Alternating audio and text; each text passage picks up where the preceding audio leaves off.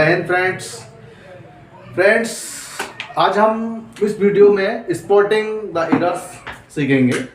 तो spotting error जो है इसमें हमारी वर्ब से संबंधित है और वर्ब के साथ साथ इसमें रीजन भी आप लोगों को जो है पता होना चाहिए। कंपटीशन में किस तरह से उसका रीजन समझ के आप जो है क्वेश्चन को सही तरीके से सॉल्व कर सकते हो और सही ऑप्शन सेलेक्ट कर सकते हो। तो चलते हैं और करते हैं शुरू। तो इसमें है he was so inquisitive that he rose many questions in the field. यहाँ पर रोज जो दिया है हम यहाँ सीखते हैं थोड़ा सा। राइज मीन्स होता उठना, इसी की सेकंड फॉर्म होती है। लेकिन हमें यहाँ रेस उठना और पर्सन को उठाने में बहुत डिफरेंस है। तो ये इसकी फर्स्ट फॉर्म है, क्योंकि यहाँ ये सेकंड फॉर्म की जरूरत है हमारे लिए। तो रेस की नहीं बल्कि हम यहाँ लगाएंगे रेस्ट, RAISED, रेस्ट। दिख रहा क्लियर? तो इस तरह से इसमें यहाँ पर ये बताया ही was so inquisitive that he raised many questions in the class. उसने कई प्रश्न कक्षा में उठाए। तो इस तरह से ये हम अगर ऐसे सेंटेंसों में जिनमें वर्ब में मिस्टेक होती है, फर्स्ट फॉर्म सेकंड फॉर्म या दूसरी वर्ब लगी होती है, तो इसमें ट्रांसलेट का आना बहुत ज़रूरी है और हमारी जो वर्ब है उनका ज्ञान होना ज़रूरी है। First form, second form, third form किस तरह से कहाँ यूज की जा रही है। तो अगले क्वेश्चंस नेक्स्ट पे चलते हैं। He was born to poor parents but brought up in an affluent family. ठीक है, तो यहाँ ही वॉज बोर्न, यहाँ बोर्न मीन्स होता है सहन करना। ठीक है, इसकी भी देखते हैं हम। हालांकि ये बियर का वॉन सेकंड फॉर्म है और हमारे लिए आवश्यकता है जन्म लेने वाले की। ठीक है, तो जन्म लेने वाले के लिए सेकंड फॉर्म वॉन का प्रयोग किया जाता है। तो यहाँ ये जो है सहन करना यहाँ पर नहीं है बल्कि जन्म लेना है। तो इस तरह से ये दूसरे क्वेश्चन में हमारी मिस्टेक थी।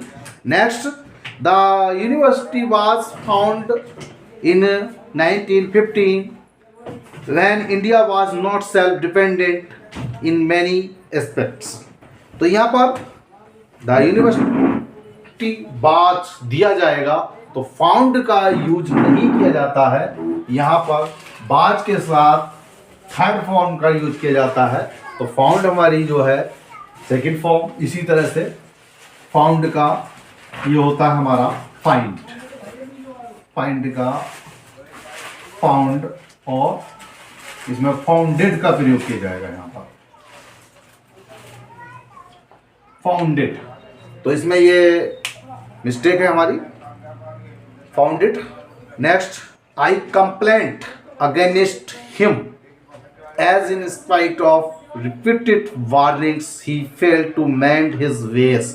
तो यह कंप्लेंट, आई कंप्लेंट, यह कंप्लेंट जो दिया है इन्होंने एडजेक्टिव दे दिया यहाँ पर, जबकि हमारे लिए कंप्लेंट नाउन है कंप्लेंट, और आई कंप्लेंट है तो आई का सब्जेक्ट है और सब्जेक्ट के बाद हमें मेन वर्ब की जरूरत है, ना कि कंप्लेंट की, कंप्लेन की जरूरत है।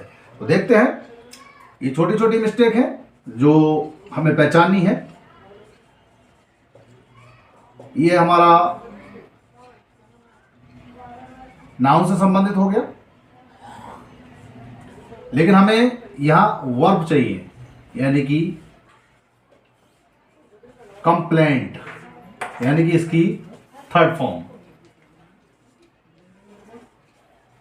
तो इस तरह से इसमें ये मिस्टेक थी, इसको हमें सही किया। नेक्स्ट हम एक minute, next questions. Failure must not have permanent affect on a person because only the truck surprise. या अफेक्ट जो है एक हमारी वर्ब है। अफेक्ट मीन्स प्रभाव पड़ना, ये हमारी वर्ब है, और लेकिन यहाँ वर्ब का कोई काम नहीं, यह हमारा जो है एडजेक्टिव लगना चाहिए, इसको हम बोलते हैं इफेक्ट, यानी कि नाउन आनी चाहिए, सॉरी इफेक्ट। ये इफेक्ट, तो यहाँ अफेक्ट नहीं बल्कि इफेक्ट आएगा यहाँ पर, तो यही मिस्टेक थी इसमें। आई कीप माई कूल, मैं अपने आप को कूल रखता हूँ, एंड नेवर, कभी नहीं, लूज माई टेम्पर, टेम्पर में होता है स्वभाव अपना जो है को नहीं खोता हूँ अपने स्वभाव को, एवं वैन जबकि प्रोवोक्ड, ऐसा। तो यहाँ लूज नहीं बल्कि लॉस आएगा, ठीक है।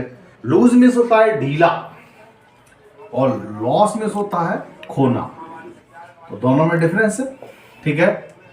चूंकि ये हमारे सेंटेंस जो बन रहे हैं प्रेजेंट में है तो प्रेजेंट भी बनेगा। एक चीज और भी बता दूं, जब दो सेंटेंस को एक साथ रखा जाता है फिर एक सेंटेंस दूसरे पर पूरक होता है उसका, यानी कि एक सेंटेंस के बिना दूसरे सेंटेंस के बिना पूरी बात अधूरी है। तो ऐसे सेंटेंसों में हम जब पास्ट में एक सेंटेंस होगा तो दूसरा भी पास्ट में बनेगा, अगर एक प्रेजेंट में है तो दूसरा प्रेजेंट या फ्यूचर में बनेगा, लेकिन एक प्रेजेंट में और एक पास्ट में सेंटेंस कभी नहीं बन सकता। तो इस तरह से हमें यह देखना है कि जैसे मैंने बोला था आई कीप माई कूल, मैं अपने आप को कूल रखता हूँ, एंड नेवर, और कभी नहीं, लॉस माई टेम्पर, अपने स्वभाव को खोता हूँ, यानी कि लूज नहीं करता हूँ, लॉस करता हूँ, ठीक है। तो इस तरह से हमारा ये अर्थ था। तो लूज की जगह लॉस का प्रयोग होगा। इन छोटे छोटे मीनिंगों का मतलब हम समझेंगे। लूज मीन्स ढीला होता है, लॉस मीन्स खो देना होता है। तो अगला next question, he light on the grass for hours, यानी ही लाइट वह लेटा है ऑन द ग्रास, घास पर घंटों से, यानी कि यहाँ लाइट मिस जो दिया गया है वो झूठ बोलने से है, तो इसकी भी मीनिंग हम समझते हैं। लाई मिस झूठ बोलना, यानी कि लाइट, यही इसकी सेकंड फॉर्म थर्ड फॉर्म जो भी होगी। और यहाँ लाई मिस लेटना है, झूठ बोलना, और यहाँ जो है इसका मतलब हमारा लेटना है, तो इसकी सेकंड फॉर्म होती है ले, तो इसको समझना है हमारे लिए। तो इस तरह से ये यहाँ पर ये लाइट का प्रयोग नहीं, ले का प्रयोग होगा। Next, during the rainy season many rivers overflow their banks, यानी कि कहा जा रहा है कि रेनी सीजन के दौरान कई नदियाँ जो हैं बहती हैं, तो यहाँ ओवरफ्लो नहीं बल्कि ओवरफ्लोड, इसकी सेकंड फॉर्म जो है यहाँ समझनी पड़ेगी हमें। ये ओवरफ्लो की सेकंड फॉर्म होती है ओवरफ्लो, तो इस तरह से ये इसकी वर्ब होगी। तो यही मिस्टेक थी। अगला, ही ले his luggage aside and lay down, तो यहाँ ले मीन्स रखने का जो सेकंड फॉर्म आएगी वो लेड आएगी। लेड मीन्स ले जाना होता है वैसे, और अर्थ यहाँ रखना भी निकल रहा है, तो ले का सेकंड फॉर्म लेड, या लेड लगाएंगे इसकी second form. Next questions, when calamity fail the village और दे फेस्ड इट, जैसा कि जलवायु यहाँ की इस गांव की है, जैसा कि वो लोग फेस करते हैं, उसका सामना करते हैं। ब्रेवरी मीन्स सावधानी पूर्वक, तो यहाँ फेल मीन्स जलवायु गिरती नहीं है, फेल मीन्स गिरना होता है, गिरना की सेकंड फॉर्म होती है।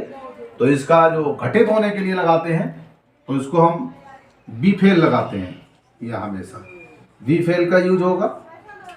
तो इस तरह से फेल नहीं बल्कि वी फेल का यूज करेंगे यहाँ पर। The assassin was convicted and order to be hang, जैसा कि समिति ने ये कन्विक्टेड किया एंड ऑर्डर दिया टू बी हैंग।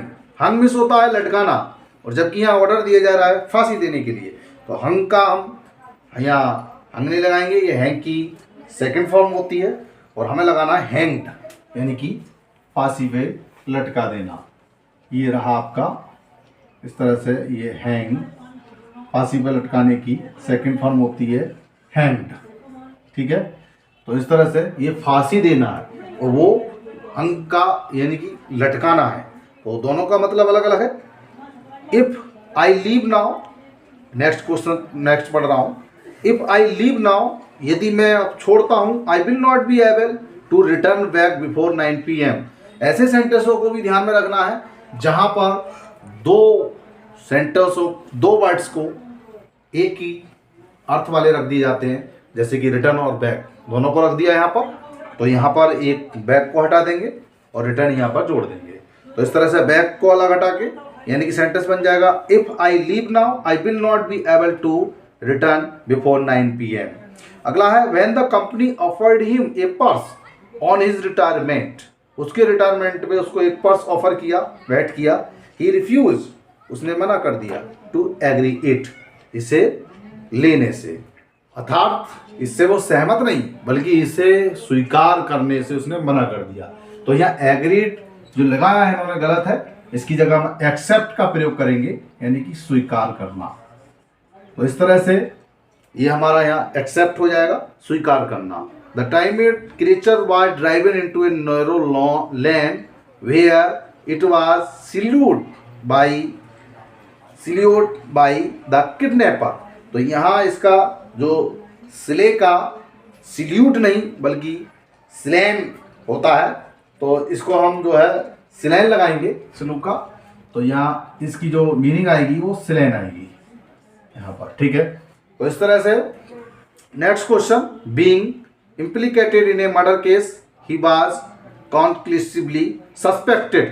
conclusively का मतलब भी ये होता है कि संभाविता यानी संभावनाएं, और उसी का ही सस्पेक्टेड दे दिया इन्होंने, तो इसको हटाना पड़ेगा हमें, यानी कि दो ही शब्दों को, एक अर्थ वाले दो शब्दों को हम एक साथ नहीं रख सकते, तो इसको हटा देंगे, सेंटेंस हमारा करेक्ट हो जाएगा। तो इस तरह से साथियों, अगर ये आपको स्पॉटिंग द एरर्स समझ में आए हो तो हमारे चैनल से बने रहिए और वीडियो को लाइक करते रहिए, और आगे भी हमारी वीडियो को देखने के लिए हमारे चैनल से बने रहिए। धन्यवाद।